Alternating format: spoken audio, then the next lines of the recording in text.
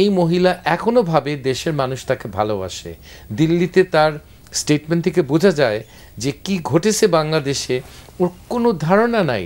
খুনি হাসিনার তাকে ক্রেডিট দিতে হয়, যেই জিনিসটা বিএনপি করতে পারেনি সেটা শেখ হাসিনা করেছে, আওয়ামী লীগকে ধ্বংস করেছে বাংলাদেশে।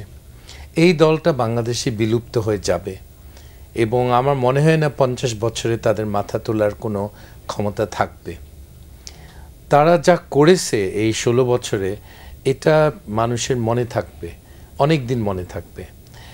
শুধু কিছু বাঙালি আছে বিদেশে, লন্ডনে, আমেরিকায়, তারা কিন্তু এই অত্যাচারের তারা শিকার হয়নি। তারা কিন্তু আওয়ামী লীগের প্রচুর সমর্থক আছে, লন্ডনে আপনি খোঁজ করেন দেখবেন যে বেশ সমর্থক আছে তাদের। তারা তো শিকার হয়নি, তাদের প্রিয়জনকে হত্যা করেনি শেখ হাসিনা, কিন্তু যারা দেশে ছিল তারা এই দলটাকে ঘৃণা করে।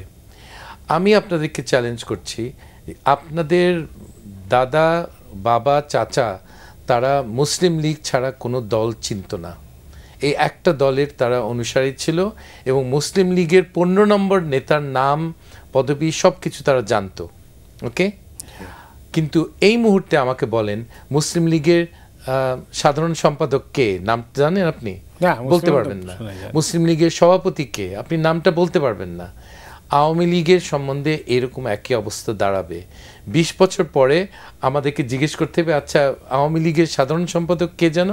আমরা কেউ জানবো না, কারণ এটা গুরুত্বপূর্ণ না। আমাদের দেশের রাজনীতিতে যেই দলটি আমাদের গণতন্ত্রকে 2 বার ধ্বংস করেছে, তাদের তো গণতান্ত্রিক কোনো অধিকার থাকারই কথা না। তাদেরকে দেওয়া উচিত। আমার মনে হয় যদি কেউ আওয়ামী লীগ করে সাহস করে দাঁড়ায়, দেন, আমার কোনো প্রবলেম নাই। দেখি কতগুলি ভোট পায়, তার মানুষের ধিক্কার পাবে, গালি পাবে, কোনো ভোট পাবে না। কিন্তু এটা নির্ভর করতেছে আপনার সাকসেস স্টোরির উপরে। আপনি যদি এক্স্যাক্টলি এই সরকার যদি ফেল করে, এটা একটা দুশ্চিন্তার কারণ। তখন লোকে, আমি একজনের কথা শুনেছি যে আগেই ভালো ছিলাম, মানে হাসিনার আমলে ভালো ছিল, এই কথাটা শুনে আমার মনটা এত খারাপ হয়ে গেছে। একটা গরিব মানুষ বলছিল। তো এটা তো অ্যাকসেপ্টেবল না।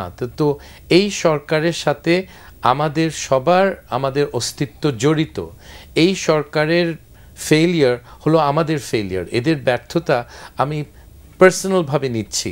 কারণ এটা আপনি যেটা বললেন যে এটা তো আগের সরকারের সাথে তুলনামূলকভাবে লোকে অনেক কথা বলবে। সো এই সরকার যে ব্যর্থ, এটাতে খুব দুঃখজনক, এটা একটা জিনিস। এবং আমরা সবাই স্টেক হোল্ডার এটাতে, যারা শেখ হাসিনার বিরোধিতা করেছি, আমরা সবাই এই সরকারের ব্যর্থতায় আমরা স্টেক হোল্ডার একভাবে।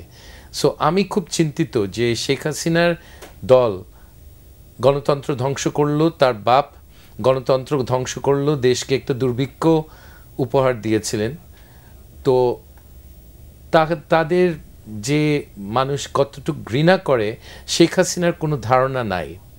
আমি একটা জিনিস আপনাদেরকে বলি, শেখ হাসিনাকে যদি দেশে এনে বিচার করা হয়, যদি আমেরিকা হতো, তাকে বিচার করাটা, ডেথ সেন্টেন্স দেওয়াটা খুব কঠিন হতো। বলবো কেন? She is mad.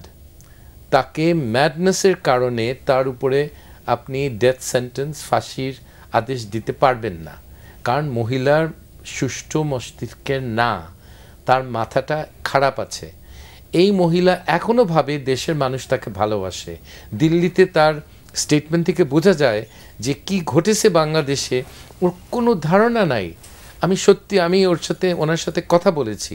আমি আপনাদেরকে বলছি, she doesn't know how much she is a hated person in Bangladesh. She genuinely doesn't understand. সেভাবে তার বাপকে, তাকে অনেক ভালোবাসে। কয়েকজন ষড়যন্ত্র করে এই সরকারের পতন ঘটেছে সেটা ভাবে। সাধারণ মানুষ যে রাস্তায় নেমে গেছিল, এই জিনিসটা উনি স্বীকার করেন না।